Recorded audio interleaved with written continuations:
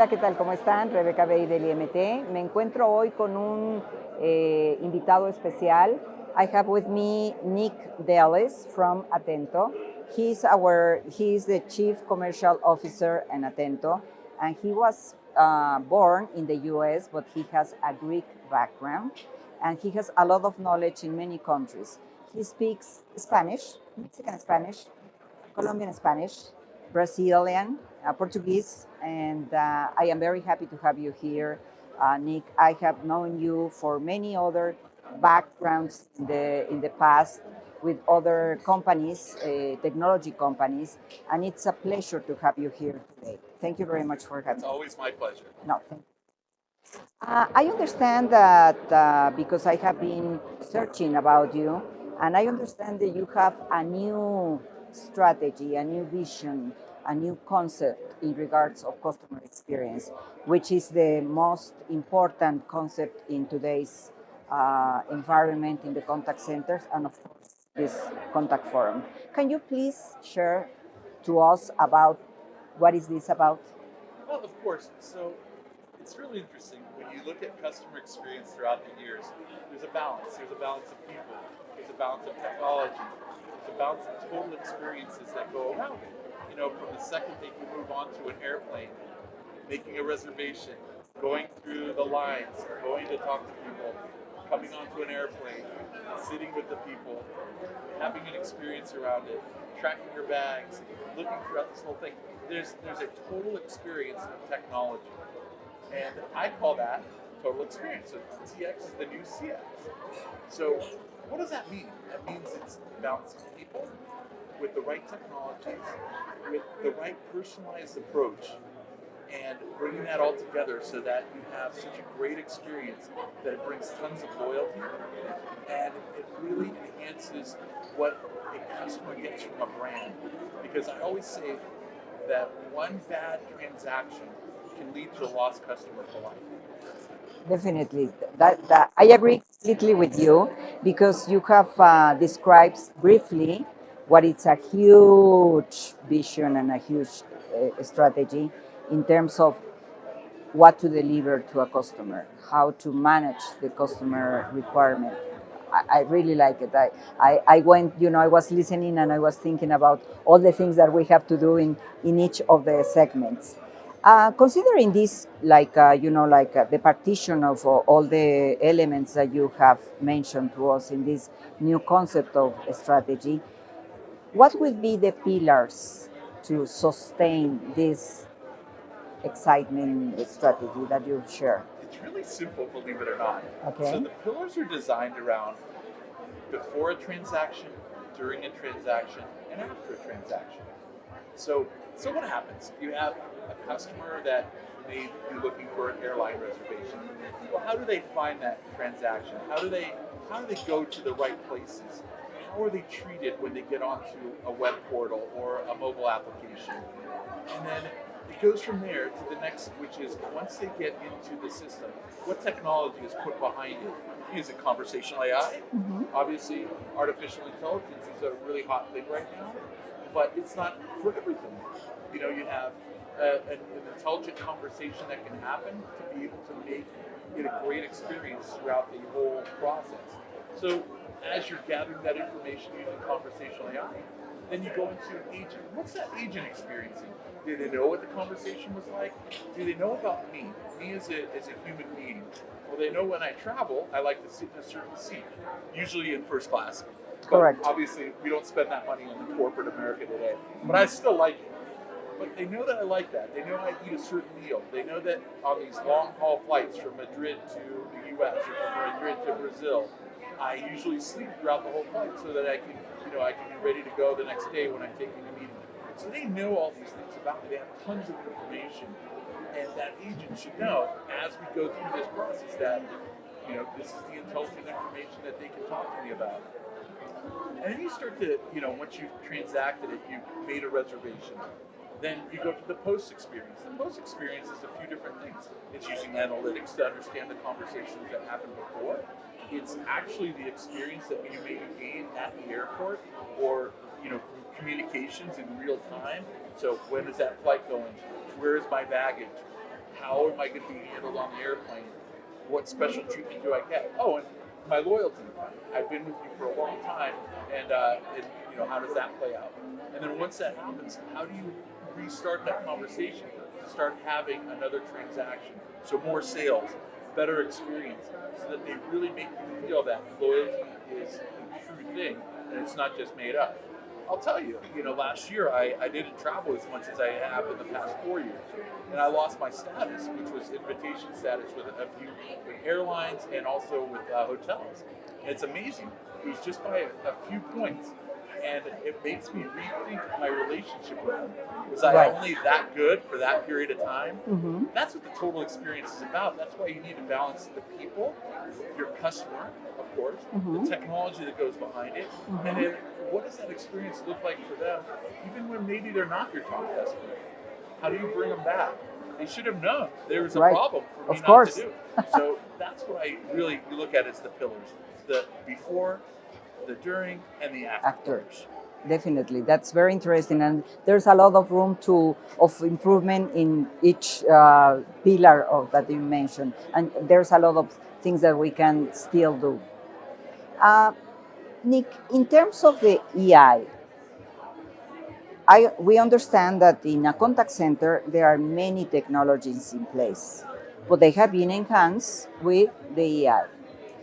What would you think would be the most important technology that has been impacted with the AI in a contact That's a center? really very good question because there's a lot of impacts. So let's look at it from the before conversation. We'll do the same pillars again. Mhm. So if you look at the same pillars, the before conversation has been impacted by AI using conversation AI, really kind of digging in and understanding the customer better and guiding them through a process. Combining technologies, combining mobile applications with the conversational AI, and bringing them into like the real people. If you look at the people side of it, optimizing the agents is a huge area. So there's back end optimization and front end optimization. So the front end optimization is using like agent assist or a co-pilot or something like that, where they give you next best action to bring a really great conversation. The back end is where, and I'll have to say, Atento is very impressive with this. We have 180 customers that actually are using our AI platform to optimize their organization, reducing costs, making sure that we don't have too many people, and that really helps out. It also brings a great experience as well. So that's another area, and then of course all the post conversational areas. When is it the right time to contact them? When is it the right offer to give them? Of course. So there's a lot of good areas that Bless you. they say in Greek that if you sneeze, you're lying. I'm That's not good. lying. No, I no, promise no, you. no. Okay. So, but if you look at that 360-degree communication area, there is a benefit to each of those. And then also from a sales aspect. So I run all the commercial as well as the marketing aspects and operational, from the sales operations aspect of the Atento. And if you look at it, our sales, I can tell you when sales are going to happen, when they're not going to happen, what conversations are happening there. So Correct. that's more back-end technology. In marketing, there's everybody was used to search engine optimization, but it's beyond that now. It's totally different for enhancing the AI engines, the chat GPTs, the large language models and such, so that you can optimize it so that the right information comes up. So there's a lot of technology that plays there. So our world is filled with this right now, and it's only the beginning.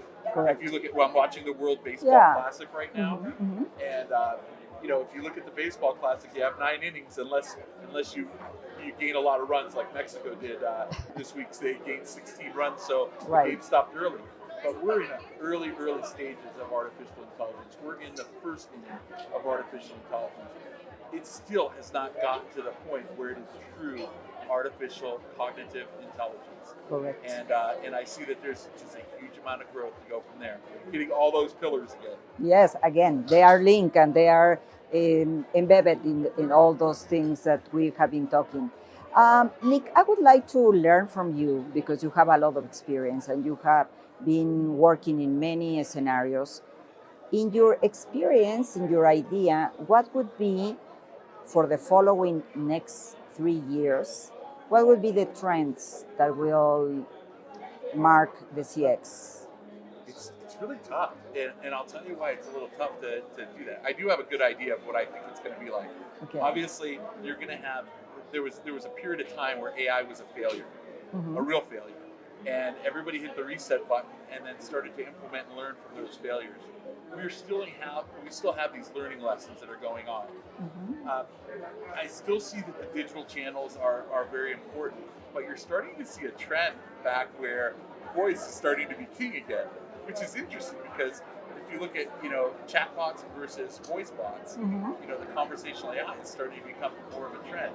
So, but there are a lot of areas that we need to look at. Governance, Okay. right? So that's really important. So Sure. privacy and governance are very important.